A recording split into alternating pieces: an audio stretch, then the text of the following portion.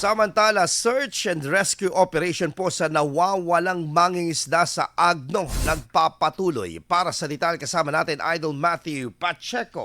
104.7 IFM. Report!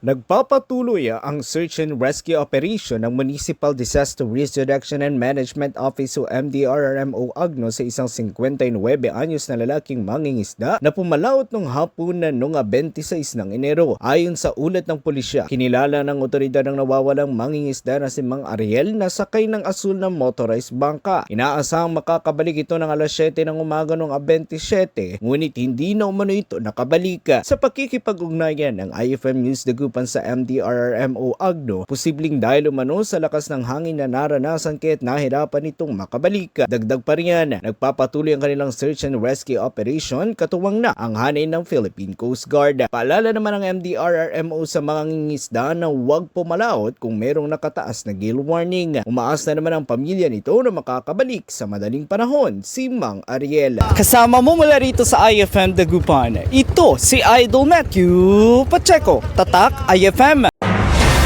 IFM News. IFM News. IFM News.